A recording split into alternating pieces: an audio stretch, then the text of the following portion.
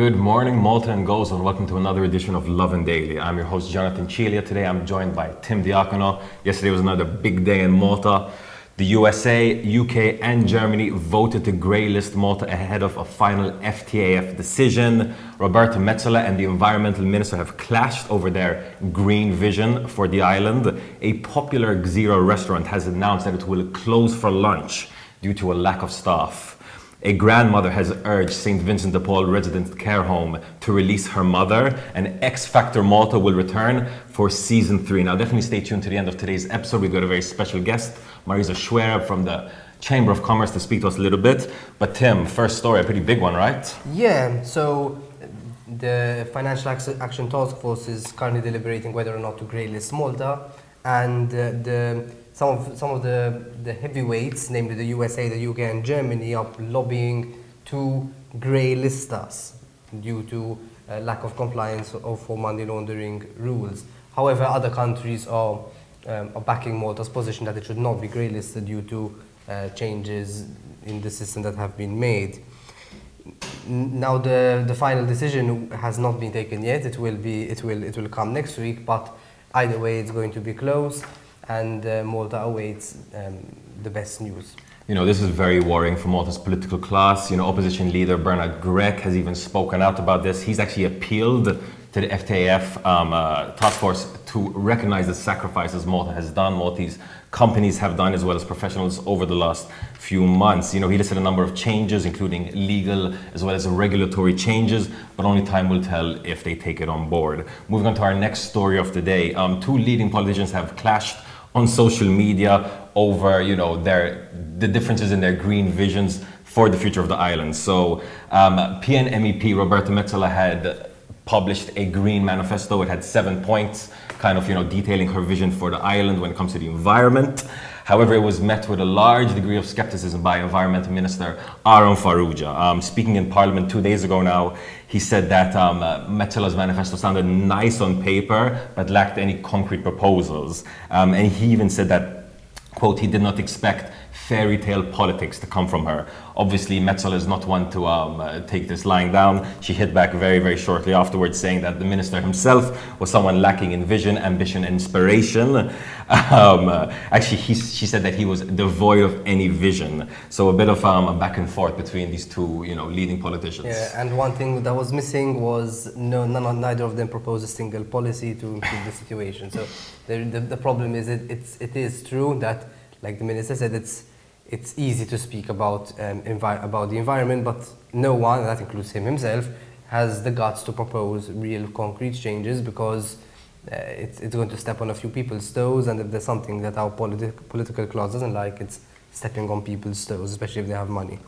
So a popular Gzira restaurant, Adams, has announced that it's going to close permanently for lunch starting as of next week due to a lack of staff, which is a very serious problem that's impacted the hospitality industry, and we're starting to see the implications of it. So several foreign workers left the country during the pandemic, some were actually forced out, and not many Maltese people want to work in the industry, and it's starting to really have its impact on businesses, as we're seeing. In fact, we're going to be discussing this more closely with Marisa Xuereb at the end of the show, because she has some very interesting future-ready proposals to deal with this. You know, this is a story that I care about quite a bit. You know, my first job ever was a waiter. I worked 4 summers as a waiter. I've worked abroad as a waiter in restaurants in London.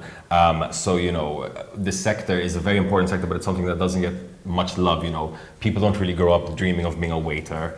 They don't really see a career for it, especially in Malta. And the wage issue, as well as, you know, a bit of embarrassment with maybe serving your neighbors or something like that, also comes into the picture. Speaking to restaurateurs myself, you know, they've brought up this issue. We've seen restaurants closing for lunch. I wouldn't be surprised to see places closing for dinners in the weekdays next, maybe even breakfast here and there. It's very, very worrying. I remember at the beginning of the pandemic, you know, a lot of places had to get rid of their workers because they didn't have much custom, but now it's the opposite. You know, they can't find workers. Some of the people that they told to not come in have left the country, so it's a really, really worrying situation for the restaurant sector. Moving on to the next story, a bit of an emotional story. a grandmother's at the end of her tether after being told that she couldn't have her mother released from a Maltese care home. So Carol Brooks spoke to Lovin Malta. She came from the US about 6 weeks ago. She was only planning to be on the island for about 3 weeks after her mother, Josephine, who's in a St. Vincent de Paul care home, was put in the home a few months back after she had a fall. However, her stay was only meant to be temporary until March. It is now June, and even though Carol Brooks came down to Malta to have her mother released, to take her back to the USA to spend the last few years of her life with her and her family, she's been told that she could not have her released. Lovin Malta actually spoke to St. Vincent de Paul, who explained that there's lots of considerations that they have to take before they release an elderly patient, especially someone who they described as having mild dementia. They said they needed to speak to the doctors, consultants, as well as social workers before they make any decision. But they said, that the well-being of the patient is forefront at their thought. However, I can imagine how worrying it is. You live in America, you come to Malta, your mother's 95 years old, she just had a fall, she has mild dementia. She might not be alive next time you come to Malta, so I can imagine, the kind of emotion that this woman would have to take her mother back with her and care for her during the last few years of her life. Yeah, obviously, this is a developing story which we'll be following closely, but at the end of the day, this is a 95-year-old woman nearing the end of her life, and it's really sad to see that she's living it out like this. At the end of the day, I would say that if she doesn't want to live in a home and wants to live with her daughter, she should have every right to do so, and at the home shouldn't stop her. And finally, X Factor Malta will be returning to our screens for season 3. It had taken a hiatus for a year, and Malta's Got Talent came on as the main TVM show last year. However, X Factor will return, and that means that the Malta song, calls for the Malta Song for Europe to return in its original format have been completely dismissed by TVM.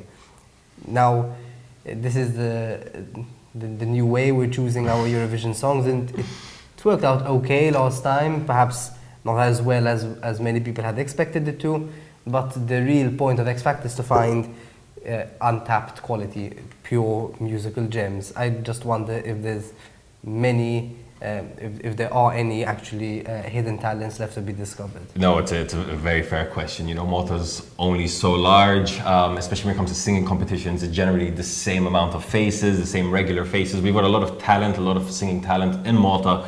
But, I do feel like these competitions do help unveil some of the younger talent, some of the lesser known names. Every year, a bunch of younger men and women do rise in popularity. They have their stars rise to the top. So I think I'm excited to see this, and I think the Maltese people will definitely be following this closely. That brings us to the end of the first part of today's episode. We're going to cut to a quick clip right now, and when we're back in the office, we'll have Marisa Xuereb from the Chamber of Commerce.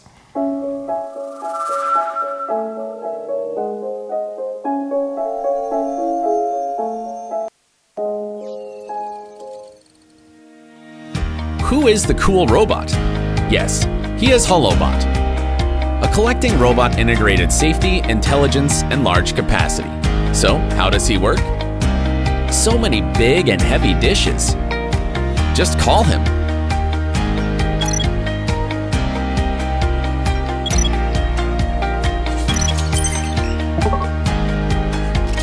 Look, here he comes. Before he arrives, you can focus on clearing the table. Holobot can accurately detect obstacles and automatically avoid them. Now he reminds you that he has arrived. When approaching you, he will send an arrival notice to the calling pager. Call his name, and Holobot will aim the loading bin at you. The dishes will be returned. Where's he going? He will go to the second and third calling points. Holobot can respond to the multiple requests in turn and go to destinations. Holobot has finished the load and goes to the dishwashing room. Holobot will inform you when arriving the dishwashing room.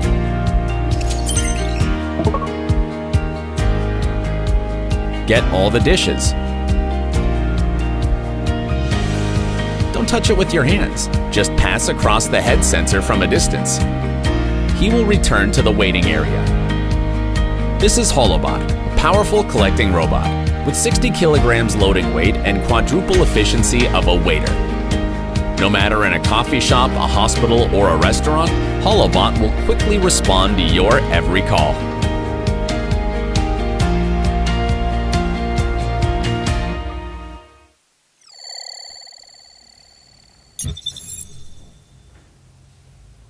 Welcome back to Lovin Daily. With me now is Marisa Xuereb, President of the Chamber of Commerce, to speak about a growing problem within the restaurant industry, the hospitality industry, which is the lack of staff in the sector.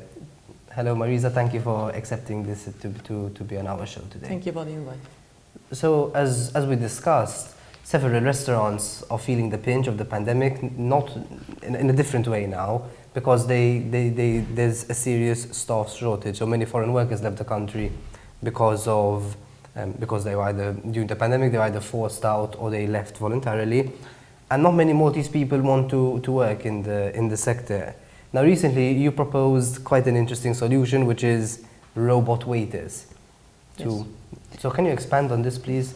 We're talking a lot about digital transformation.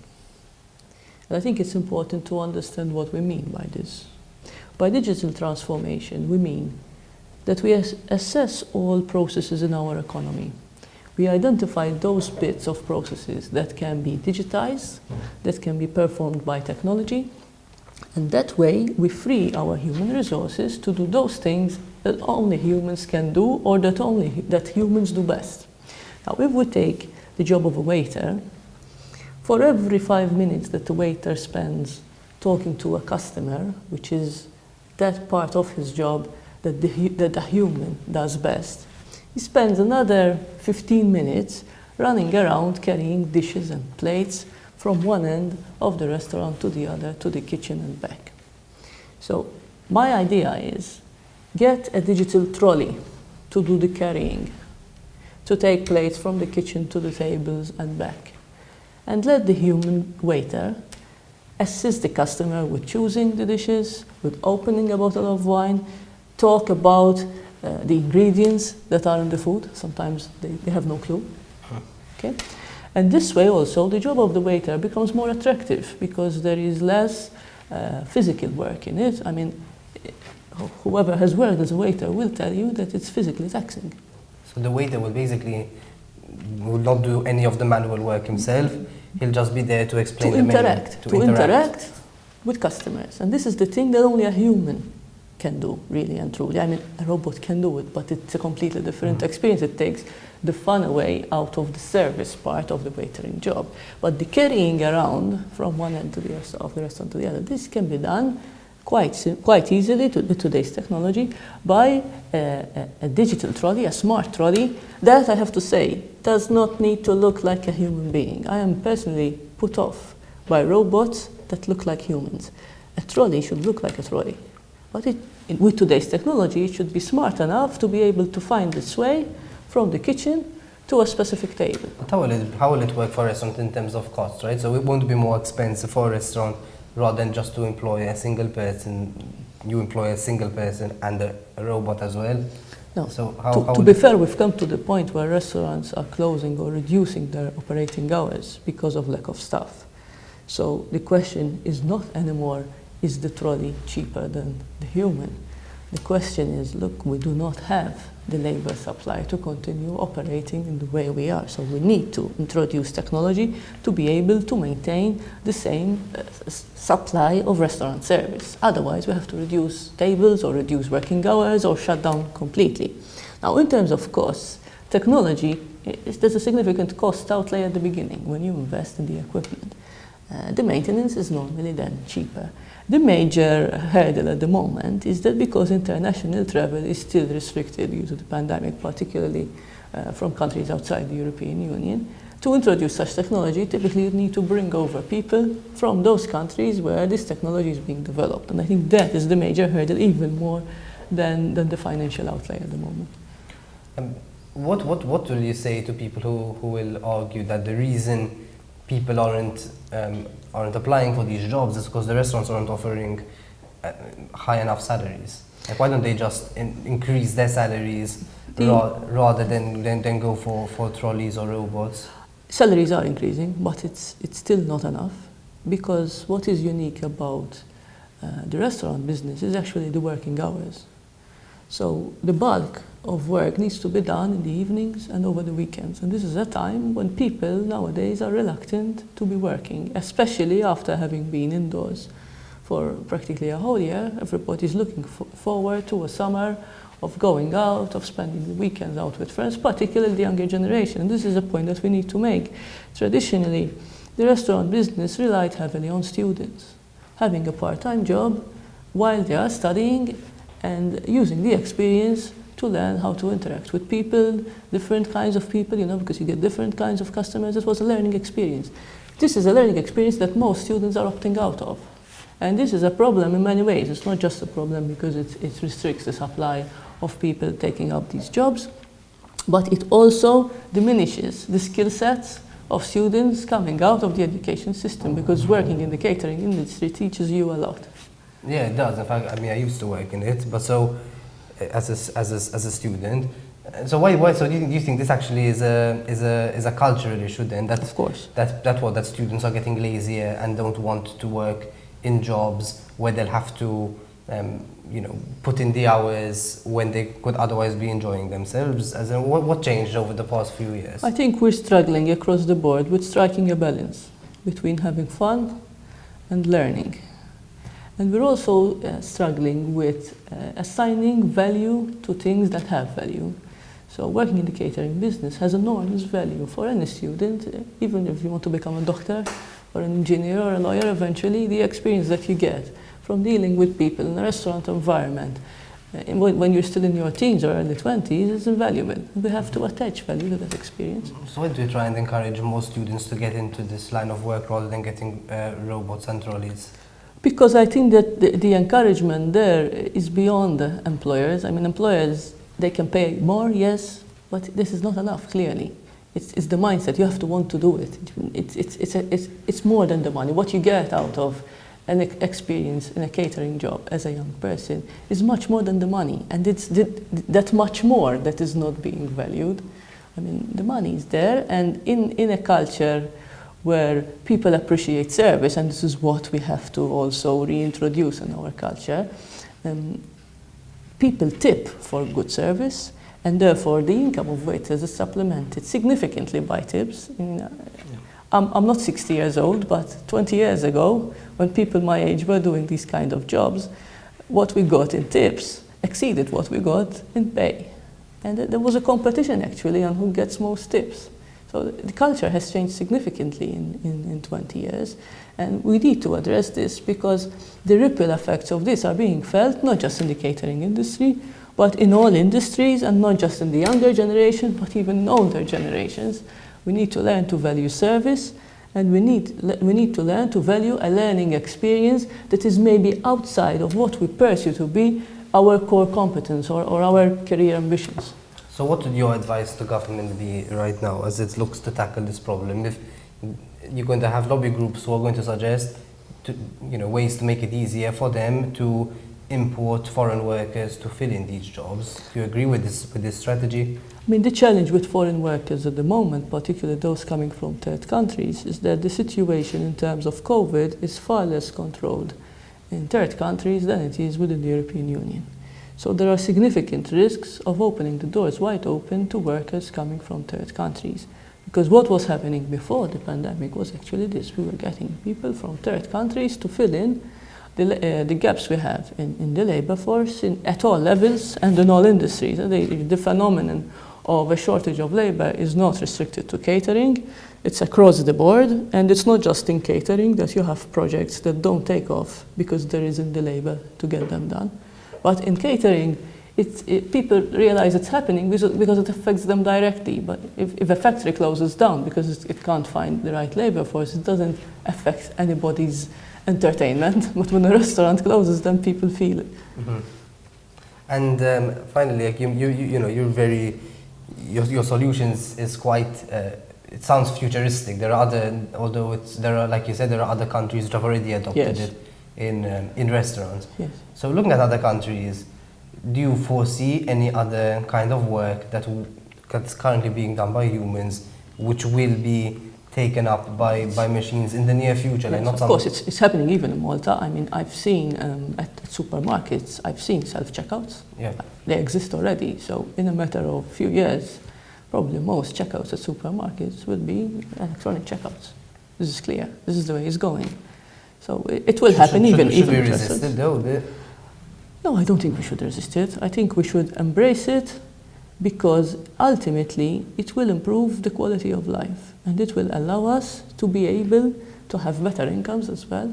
Because the only way you can increase productivity is to use technology so that what you are producing now with 50 people in a restaurant, you're able to produce with 20, 30 and pay those 20, 30 better. This is the whole concept of What will the other productivity. 20 do? Well, the other 20 are not there anyway at the moment. So it's not a question of having people losing their jobs. It's a question of being able to operate when you don't have enough staff with which to operate in the way you used to do before. Now, to be fair, when you get a robot, you create new jobs as well, because the maintenance of that robot has to be done by someone. The quality of the jobs you create will be of higher level than the jobs that are being replaced. So even there, you have an improvement in the type of jobs that you can offer. Of course, you would require people who have a different skill set, and we're back again to the education system and what kind of workers are we putting on the market straight out of the education system? Do they have the required skill set? Are we promoting enough, for example, take up of subjects like science, engineering, technology, which are the future? So finally, I just want to ask you about something a bit unrelated. There are two looming clouds on the horizon. There's one which is very close, potentially, which is the risk of grey listing by the FATF, Yes. and another one which is a little bit further off, which is the agreement by the G7 nations to back a global minimum corporate tax rate. Looking in the future, how do you foresee these developments impacting the Maltese economy, and what's the Maltese economy going to look like in down the line? Is it going to result in the government becoming more dominant and in the market? Well, I think what we have to keep in mind is that these two developments affect industries that have a significant contribution to our economy, and notably financial services, which is affected by both the FATF decision and what will happen in terms of tax harmonization, and the manufacturing industry, which is more affected by the tax harmonization bill than by FATF. Now, the nature of the two issues is quite similar. So we are now operating in an economy where the bigger countries are under pressure to make sure that the revenues that are due to them accrue to them. So this is the whole spirit of everything. This is why they are so aggressive in fighting money laundering, because when you have money laundering, you have tax evasion. When you have tax evasion, they are unable to collect their dues. But we have to learn something from them as well as a small country. We have to also improve our ambitions to collect what is due in taxes on the activity that happens in the country. We also need to spread our wings in terms of those industries that we try to attract. So when it comes to financial services, we have relied heavily on our tax regime. So we have to improve our competencies in other areas to make sure that we remain attractive as a financial services location. With regards to manufacturing, we have also relied heavily on our tax regime. And when, in fact, to operate a manufacturing concern in Malta, the operating costs are otherwise very high. So you pay a lot for everything else, but then you get a tax refund. So we need to change that. If you're going to pay more tax, we have to make sure that we are more competitive as a location on other terms, in terms of handling of waste, in terms of transportation, in terms of quality of labor. So these are the things that we need to work on in terms of connectivity to other countries, in terms of telecoms infrastructure. So if we improve everything else, then we will be able to survive even if we have to charge a little bit more tax than we're actually doing. Marisa Xuereb, thank you very much. Thank you. Thank you for staying with us on Lovin Daily. Make sure you follow lovinmalta.com for all the latest updates, and have a day full of loving.